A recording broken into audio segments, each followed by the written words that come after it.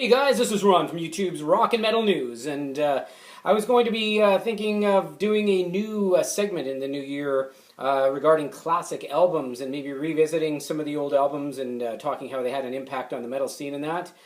So why don't you let me know if you're interested in that. This is sort of be the first one that you can kind of see what they're going to be like.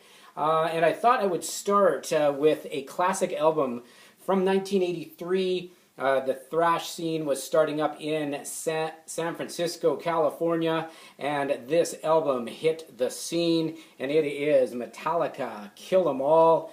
What an influential record this was. Of course, this one here had Cliff Burton on it, who tragically passed away in Europe in a bus accident, but this was such an album that really started a new generation of metal.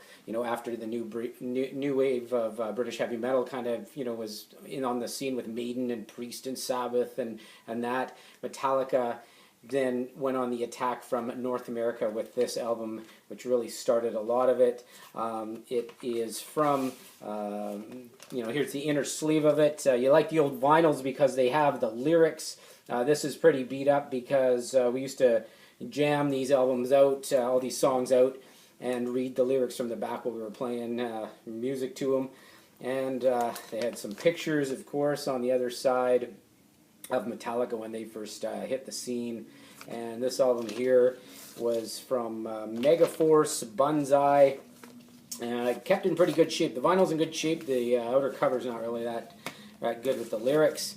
Yeah, a real great influential album. And once this album was released, there were some follow-ups to it as well for some of the singles that I picked up. And one of them was this one here. It's called Metallica Whiplash. And this one here has featuring the previously unavailable neck brace remix of Whiplash. So on side one, we have Jump in the Fire and Whiplash Remix.